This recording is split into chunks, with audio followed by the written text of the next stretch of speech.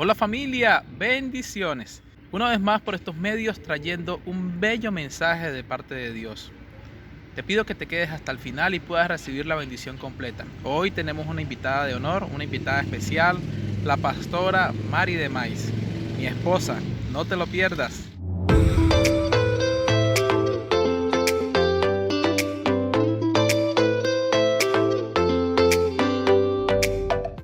Quiero que por favor, por un momento, cerremos nuestros ojos para entregar esta palabra al Señor. Dios, Padre de mi amado Señor Jesucristo, te damos las gracias, amado Señor, por este privilegio que nos das de estar una vez más en este lugar, Señor, adorándote, exaltando tu nombre, Señor. Gracias por ser nuestro Padre, gracias por ser nuestro Salvador, gracias por tantas cosas maravillosas que haces en nuestra vida cada día, Señor. Agradecemos en gran manera, Señor, que tú hayas puesto tu mirada en nosotros, Señor. Reconocemos en este momento tu autoridad, Señor, en nuestra vida, en todo lo que hacemos, Señor. Tú eres nuestra autoridad, Señor. Tú tienes el dominio absoluto de nuestros pensamientos, Señor, y que esta palabra, Señor, que hoy traes, Señor, a nosotros pueda, Señor, ser edificante para nuestra vida, para nuestro espíritu, Señor. Que podamos aplicarla, Señor, siempre y que podamos siempre andar en tus propósitos, en tus caminos. Señor, y te pedimos que sea tu Espíritu Santo en esta noche, en nuestras vidas, Señor, en el nombre de tu Hijo amado Jesucristo. Amén y amén. Vamos de una vez a la palabra y vamos a estar leyendo el Evangelio de Juan, ¿sí? Capítulo 8. Evangelio de Juan, capítulo 8. Cada palabra que Dios me ha permitido traer a la iglesia, pues siempre ha sido de, más que todo de los evangelios y del libro de Juan. Es que ese evangelio en especial me gusta, me agrada cómo el Señor habla mi vida a través de este lindo evangelio. ¿Sí? Y vamos a leer desde el versículo 1 hasta el versículo 11. Y dice así la palabra en el nombre de Jesús. Dice, y Jesús se fue al monte de los olivos y por la mañana volvió al templo y todo el pueblo vino a él y sentado él les enseñaba. Entonces los escribas y los fariseos le trajeron una mujer sorprendida en adulterio y poniéndola en medio le dijeron, Maestro, esta mujer ha sido sorprendida en el acto mismo del adulterio. Y en la ley nos mandó Moisés apedrear a tales mujeres. Tú pues, ¿qué dices? Mas esto decían tentándole para poder acusarle. Pero Jesús, inclinando hacia el suelo, escribía en tierra con el dedo. Y como insistían en preguntarle, se enderezó y les dijo, el que de vosotros esté sin pecado, sea el primero en arrojar la piedra contra ella. E inclinándose de nuevo hacia el suelo, siguió escribiendo en tierra. Pero ellos, al oír esto, acusados por su conciencia, salían uno a uno, comenzando desde los más viejos hasta los postreros. Y quedó solo Jesús y la mujer que estaba en medio. Enderezándose Jesús y no viendo a nadie sino a la mujer, le dijo, Mujer, ¿dónde están los que te acusan? ¿Ninguno te condenó? Ella dijo, ninguno, Señor. Entonces Jesús le dijo, ni yo te condeno, vete y no peques más. Amén. Y como tema para esta enseñanza, le he titulado, El que esté libre de pecado puede tirar la primera piedra. El que esté libre de pecado puede tirar la primera piedra. Y hablar de este tema es interesante e importante porque la mayoría de las veces juzgamos apresuradamente a una persona, ya sea por la manera de cómo se viste, o por donde trabaja, o cómo habla, o por lo que sea, porque suele pasar que siempre terminamos juzgando o criticando, ¿sí? Creyendo que somos quizás tan perfectos que lo podemos hacer. La mayoría de las veces, nosotros, las personas, siempre, en vez de ver algo bueno en una persona, siempre tendemos a ver lo malo de la persona. Muy pocas veces nos ponemos en conciencia y podemos observar las virtudes. Muy pocas veces podemos decir, oye, qué bien lo haces, cómo te mueves, cómo hablas de bonito. La mayoría de las veces siempre andamos buscando la manera de buscarle el error o buscar el defecto o buscar la situación en la que vive esta persona. ¿Sí?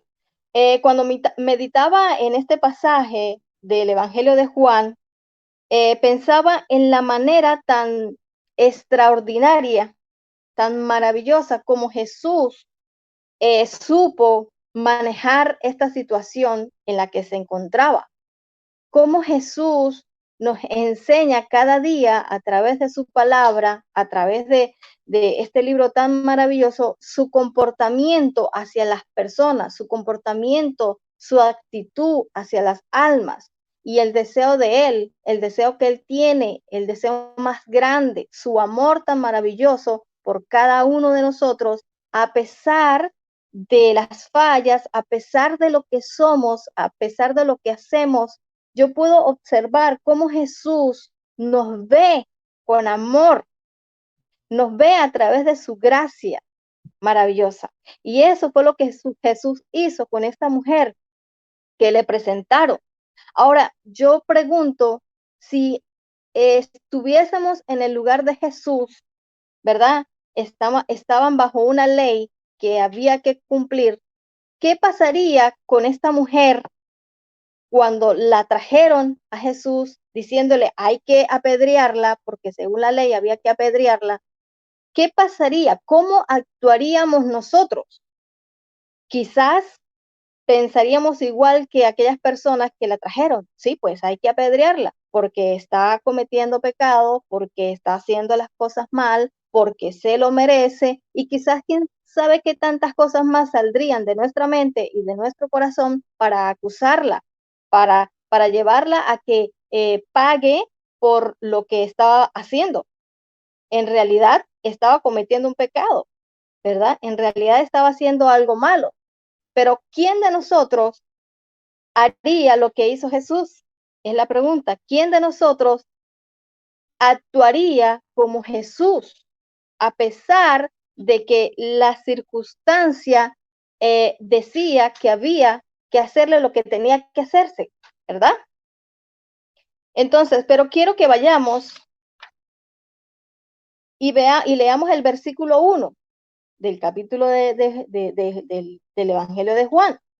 Y dice, y Jesús se fue al monte de los olivos. Cuando habla del monte de los olivos, yo lo relaciono, ¿sí? A la oración.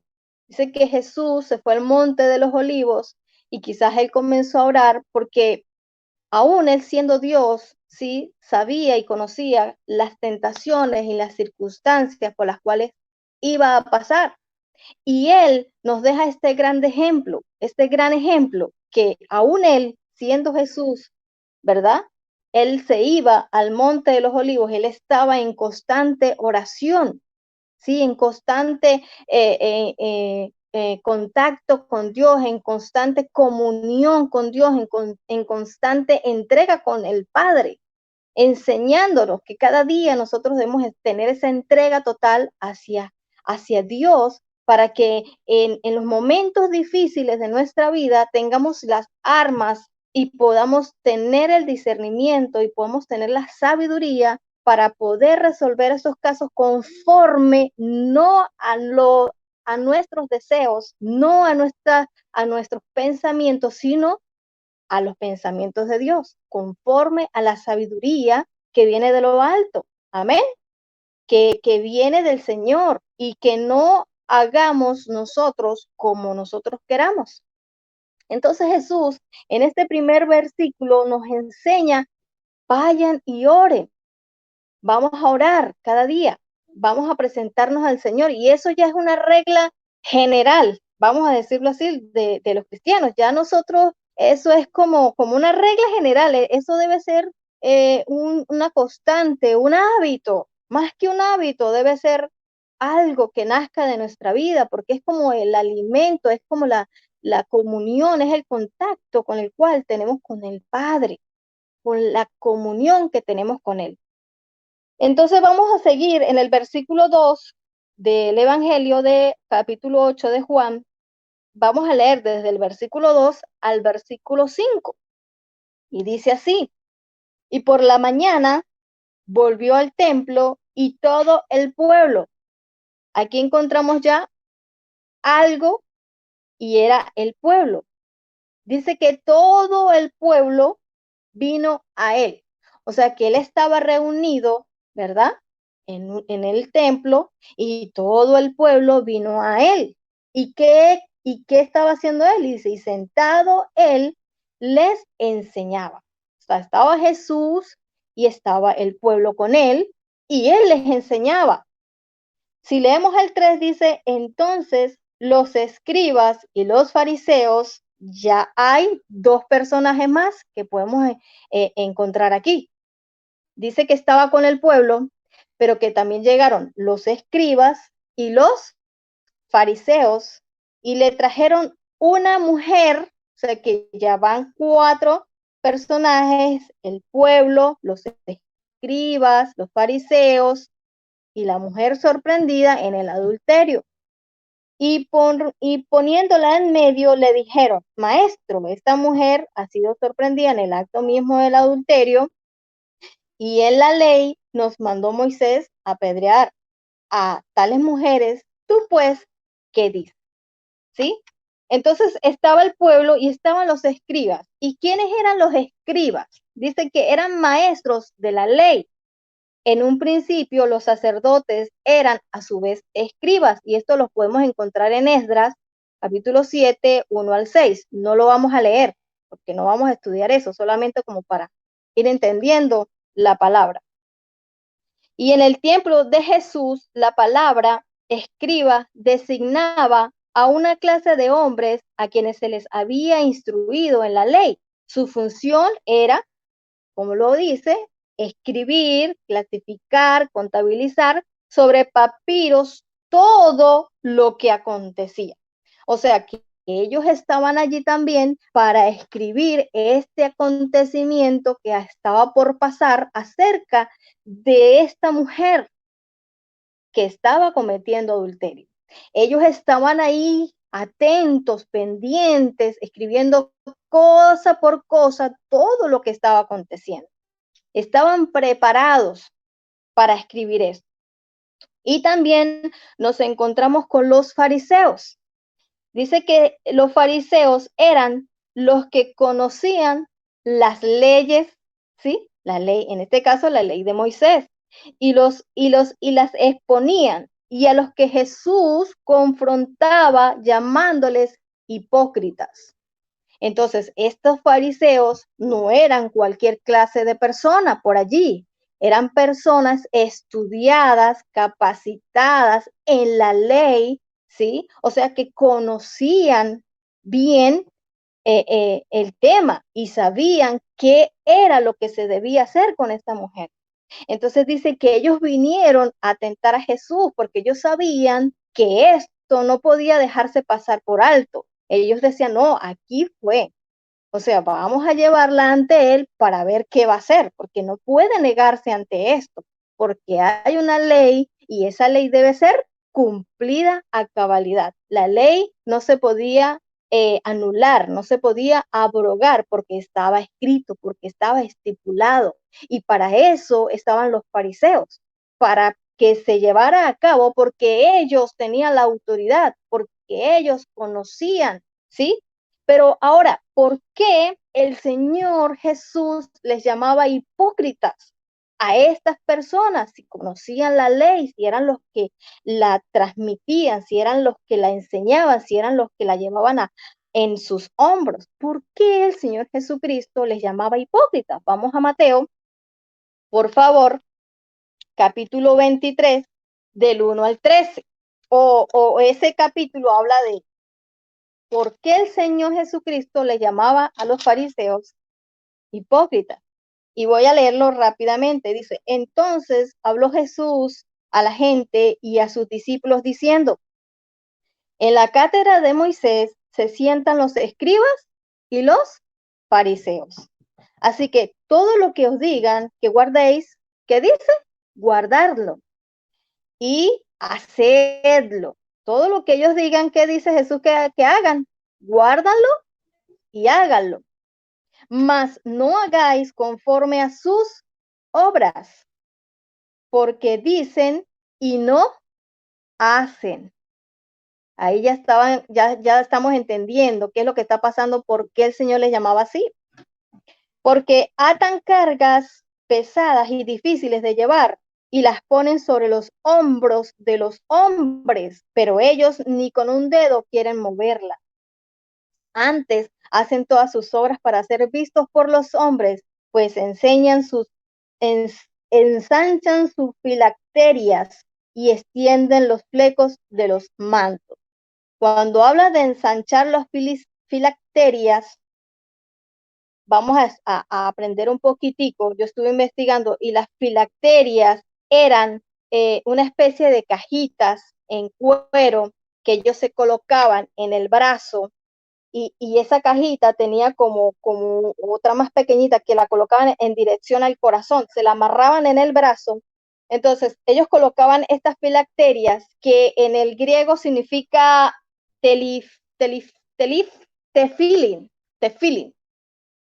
Entonces, esto iba en dirección al corazón y se amarraban el papiro y lo colocaban y tenían otra que colocaban en la frente. Pero esta cajita contenía las leyes, ¿sí? Contenían las leyes que ellos debían hacerlo constantemente cuando iban a orar,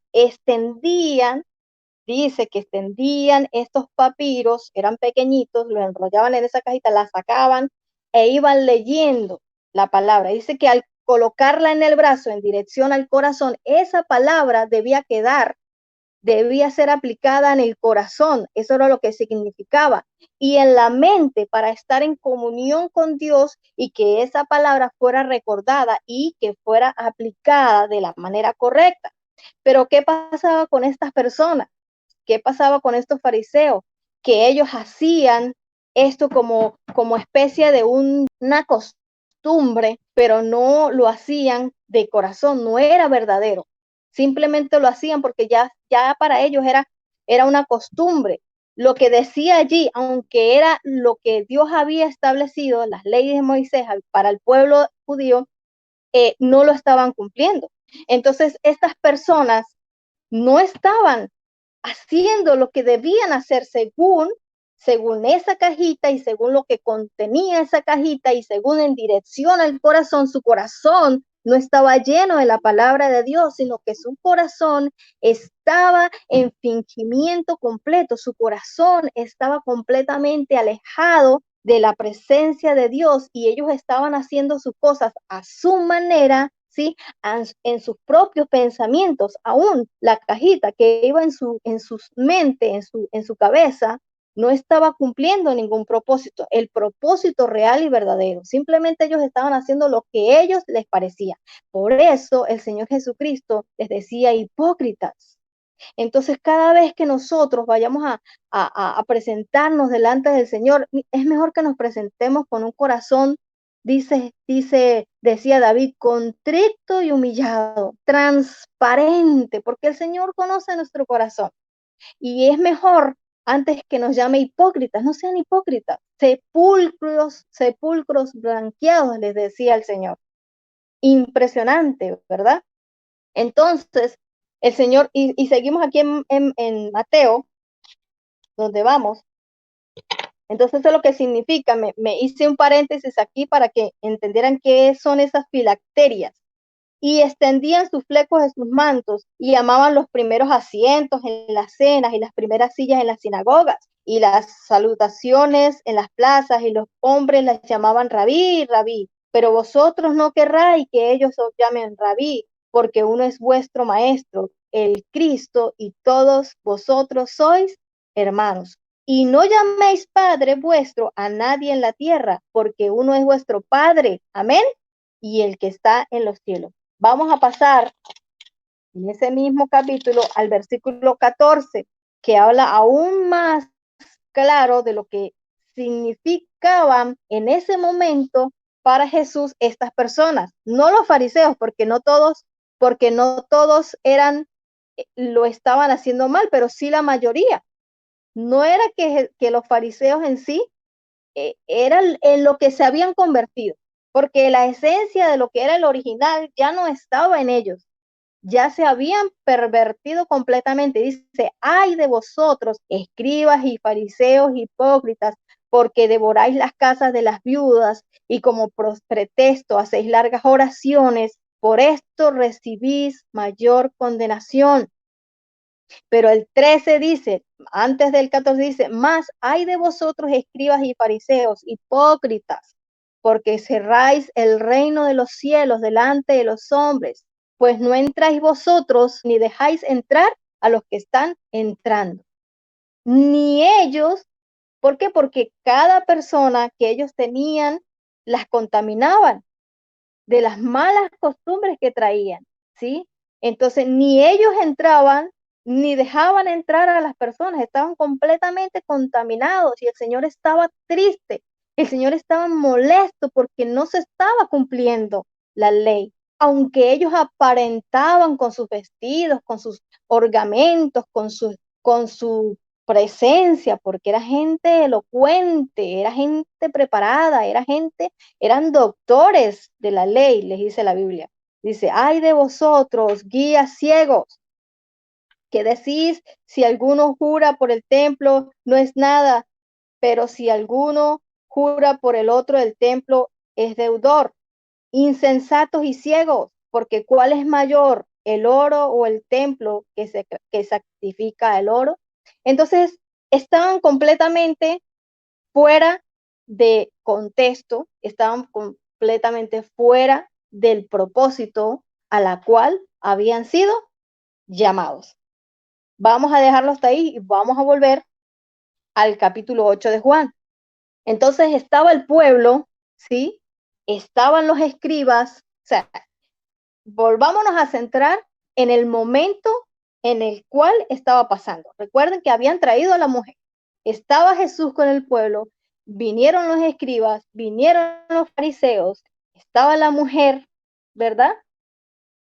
Y por supuesto no podían faltar algo muy importante, que era, aparte de todos ellos, ¿qué había allí que estaban a punto de lanzar? Que estaban ansiosos de lanzar las piedras. Estaban, me imagino yo ahí todos como deseando hacerlo, porque según ellos, eso era lo que se tenía que hacer. Eso era lo que había que hacer. Oh, maestro, rabí, aquí estamos para que se cumpla la ley, porque esta mujer está en pecado. Esta mujer ha cometido adulterio, ha fallado ante la ley de Moisés. Y aquí estamos nosotros como personas representantes de Dios, representantes de la ley. Debemos hacerla cumplir. ¿Qué vas a hacer tú, Jesús? A ver, ante esto. En ese momento yo lo llamo un momento crucial. Qué difícil para Jesús este momento. Qué difícil. ¿Por qué difícil? Porque vamos a Mateo, disculpen que los ponga a correr en la Biblia, Mateo 5:17. Dice, Mateo 5:17, no penséis que he venido para abrogar la ley o los profetas. No he venido para abrogar la ley, sino ¿para qué? Para cumplirla. O sea, aquí está pasando algo. El Señor dice, yo no he venido a quitar la ley. No, porque hay una ley que hay que cumplir. ¿Yo he venido para qué? Para que se cumpla. ¿Pero para que se cumpla de qué? De la manera correcta. Volvamos otra vez al pasaje a la Juan, capítulo 8. Entonces, ¿la ley se tenía que cumplir o no se tenía que cumplir? Debía de cumplirse. Pero Jesús conocía el corazón de estas personas y en su mente, pienso yo, ahí en ese momento diría, wow, ¿qué sabe que tantas cosas quisiera haberle dicho Jesús? Porque él se los decía, sepulcros blanqueados, hipócritas, esto y aquello. Pero en ese momento Jesús hace algo, como siempre, Jesús nos sorprende cada día. Jesús no dice nada, simplemente mira al piso y comienza a escribir.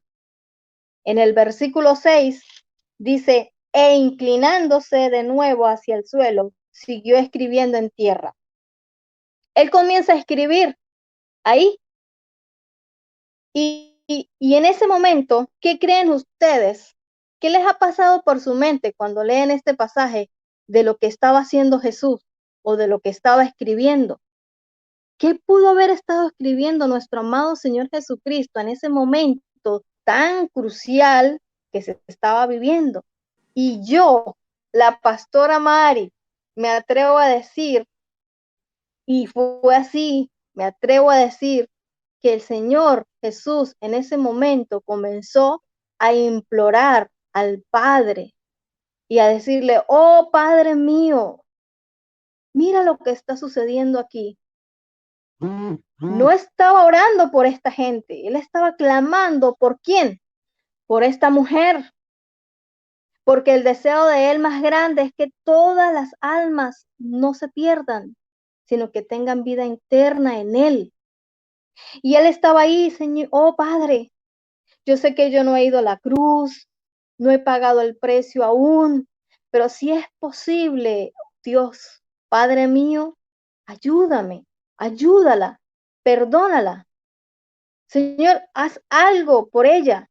Y yo me lo imagino ahí intercediendo por ella, intercediendo por esta mujer que aunque merecía esto, él estaba ahí, ¿sí?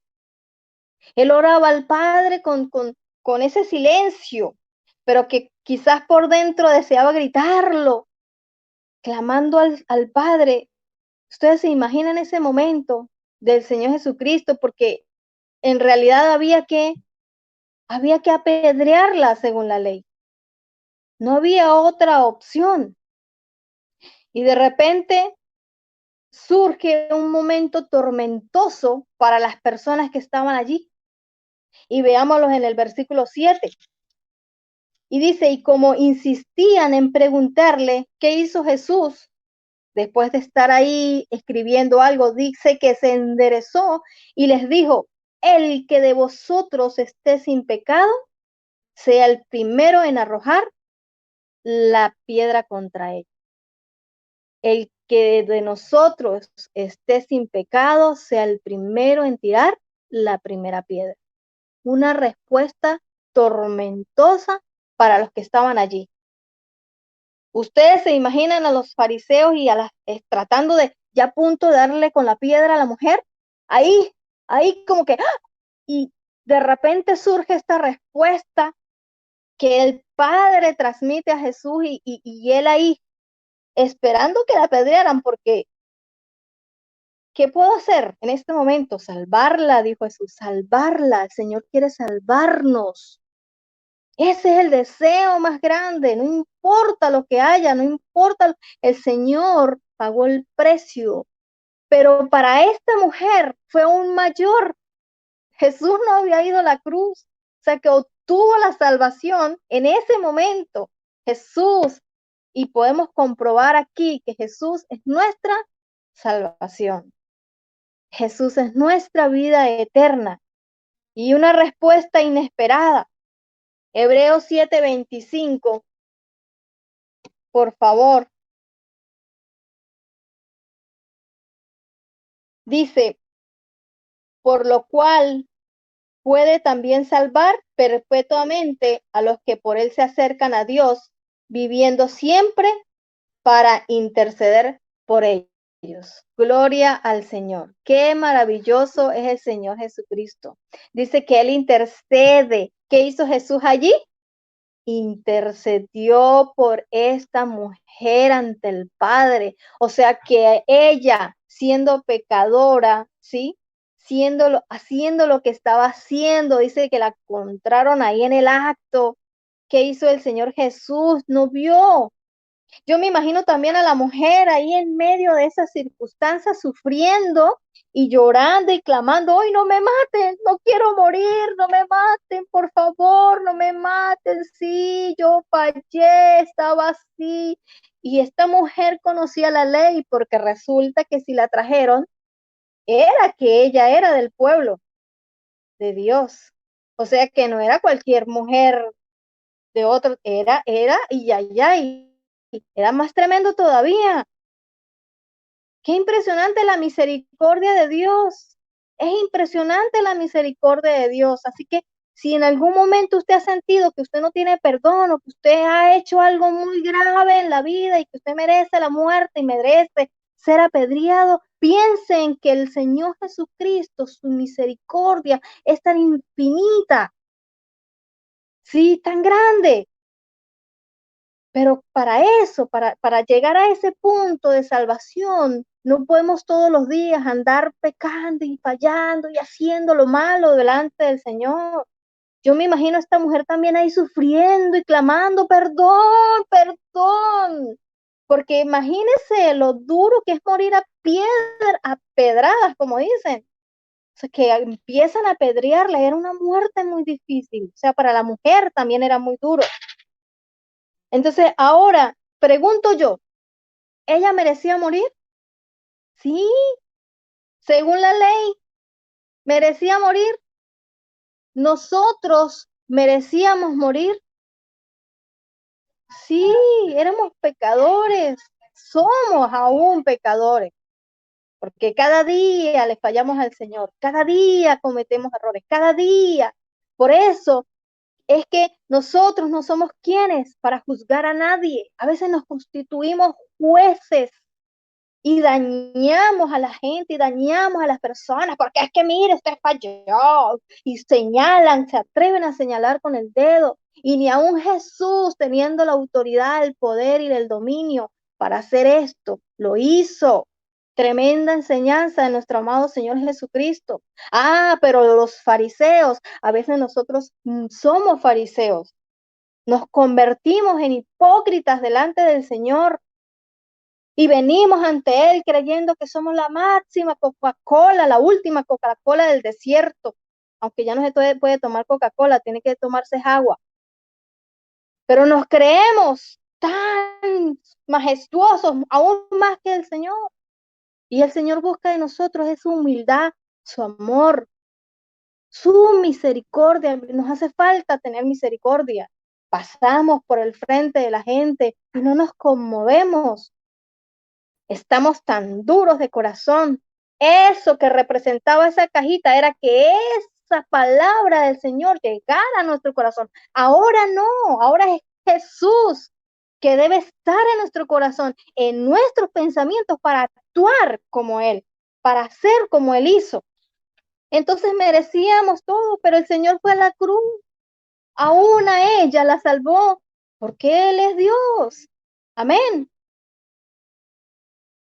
Entonces el Señor, y yo repito este pasaje bíblico porque me gusta, el pasaje bíblico, y me gustaría que usted lo leyera conmigo allí, que lo exponga, porque sé que todos nos lo sabemos, Juan 3:16, y que nos lo aprendamos y que digamos, Señor, de tal manera amó Dios al mundo, para que todo aquel que en Él cree no se pierda, más que tenga vida eterna. Y si leemos Juan 1:9 dice, porque es que para llegar al Señor no podemos seguir fallándole, porque Él pagó un precio por nosotros. Dice que si confesamos nuestros pecados, Él es que Él es fiel y justo para perdonar nuestros pecados y limpiarnos de qué? De toda maldad. Entonces el Señor Jesucristo está dispuesto ahí, solo que usted llegue a Él, está dispuesto a perdonarnos, a salvarnos, a librarnos de las piedras. Él no quiere que tú seas apedrado. apedreado. El enemigo está con las piedras ahí. Es que se la voy a tirar porque es que se lo merece. Y estoy a punto de darle una pedrada a esa hermana. Porque es que hizo lo malo.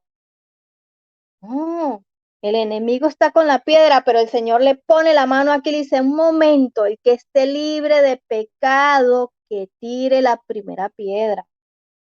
Amén. Primera de Corintios 4, 1 al 5.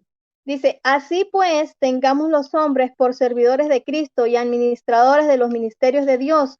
Ahora bien, se requiere de los administradores que cada uno sea hallado fiel.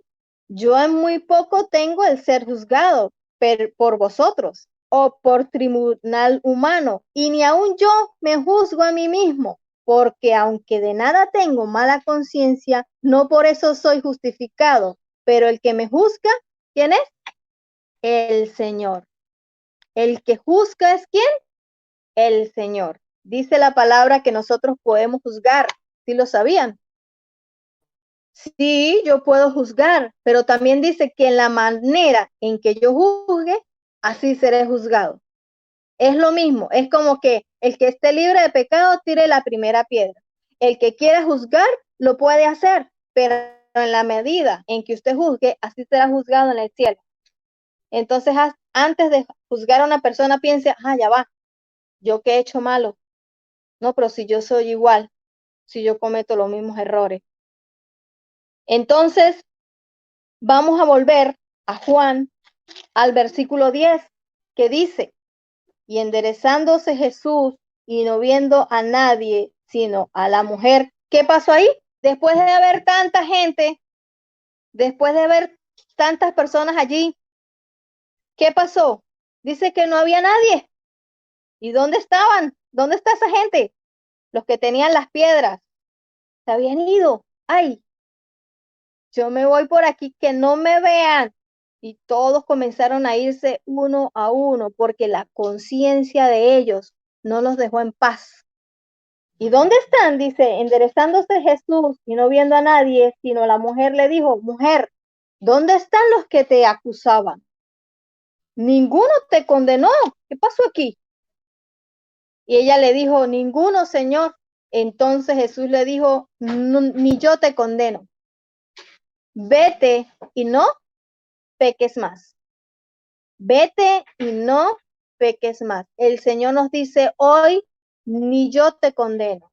No me importa tu pasado, no me importa lo que hayas hecho, no me importa cuál error tan grande hayas cometido, no me importa cuán mal te hayas comportado, no me importa que hayas adulterado, hayas hecho semejante cosa. Lo importante que desea el Señor, que deseo, les dice el Señor, es que te vayas del pecado y que no lo vuelvas a hacer. Vete y no peques más. El Señor no nos condena, pero dice algo muy clave allí. No peques más. O sea que debemos seguir en sus propósitos, en sus caminos, pero de la manera correcta, pensando cada día que el Señor nos libertó, que el Señor nos ayudó, que el Señor nos salvó y que el Señor pagó un precio muy alto y que debemos valorizar. Mire, ustedes deberían de verdad que orar para que les sea permitida y les sea revelado lo que hizo el Señor Jesucristo en la cruz por cada uno de nosotros, porque a veces lo vemos como si fuera una cuento de fábula. No, tiene que revelársenos eso tan precioso que fue en la cruz a nuestra vida, para que podamos entender lo que hizo Él por cada uno de nosotros. Entonces tendríamos el temor de no fallarle, de no lastimarle, pero aún así, si volvemos a fallarle, el Señor vuelve y nos perdona, porque Él es misericordioso. Así que no olvide ese pensamiento que está allí, que de repente dirá, no, yo no creo que pueda seguir en los caminos de Dios. Oh, yo no creo porque soy muy pecador. No, el Señor limpia. Él es fiel y justo. para perdonar nuestros pecados. Si usted va ante Él arrepentido, Él le perdona y le muestra una nueva vida. ¿Cuántos quieren una nueva vida? ¿Cuántos quieren un mejor futuro? Es al lado de Jesús. Es más bonito, es más fácil, es más maravilloso. Entonces ninguno lo apedreó, ninguno, porque Jesús hizo un acto maravilloso con esta mujer. La salvó. Aún antes de ir a la cruz, Él la salvó. Y quiero terminar con una anécdota de una mujer que se levantaba todos los días a tomarse su cafecito de la mañana y se paraba en la ventana de su casa a mirar hacia el patio de la vecina. Y cada día que se levantaba se ponía allí en la ventana y empezaba a decirle al esposo: oh, mi amor, mira las sábanas de aquella mujer, qué sucias y qué feas están. Oh, nadie le ha enseñado a lavar a esta mujer. ¿Cómo se atreve a colgar? No le da pena colgar sábanas sucias en su casa. Y esta mujer cada día, al otro día se volvía a levantar y volvía y expresaba lo mismo. Oh, mi amor, ¿ya viste? Las sábanas de aquella mujer sucias están, amarillas se ven, feas. Alguien tiene que enseñarle a lavar a esta mujer. Qué fea, qué cochina, así tendrá la casa. Así tendrá su casa, si las sábanas son así de feas. Y criticaba y murmuraba y hablaba y decía y el hombre la escuchaba. Y todos los días con su bendito café, ahí era lo único que hacía, criticar de las sábanas de la vecina. Pero un día sucedió algo tremendo. Ella vuelve con su cafecito, como lo tenía por costumbre, y sucede algo sorprendente. Resulta que se para en la ventana y ve algo y dice: oh, mi amor, ven acá corriendo. Mira que la vecina aprendió a lavar las sábanas. Ya no se ven sucias, ya están limpias, se ven blanquitas, resplandecientes. ¿Quién le habrá enseñado? Oh, gracias a Dios, porque qué feo era ver esas sábanas sucias ahí colgadas. Y su esposo vino y le dijo algo muy interesante. Le dijo: no, mi amor, no eran las sábanas de la vecina las que estaban sucias, eran la ventana de nuestra casa. Entonces yo la vi sucia y la agarré y la limpié y la puse bonita, y es por eso que ahorita tú ves las sábanas limpias, porque no eran las sábanas de ella, era tu ventana que estaba sucia. Y así es nuestro corazón. Tenemos el corazón malo, para no decir sucio, porque suena como feo. Tenemos nuestro corazón tan lleno de todos esos sentimientos que a Dios no le agrada. Y lo tenemos tan malo, tan feo, que lo único que vemos es las benditas sábanas sucias, porque tenemos el corazón así y lo vemos manchado porque estamos llenos de envidia, de celos, de contiendas, de murmuración, de todos los deseos de la carne, mas no tenemos los frutos del Espíritu. Y entonces si limpiamos nuestro corazón, como este hombre limpió esa ventana, vamos a ver. Por eso al principio yo decía: no veas tanto los defectos de la persona, porque Dios ve el corazón y nosotros siempre estamos acostumbrados a ver la fachada. Entonces limpiemos la ventana de nuestro corazón y termino diciendo que el que esté libre de pecado puede tirar la primera piedra. El Señor quiere de nosotros es algo que es que entreguemos el amor que Él entregó por cada uno de nosotros.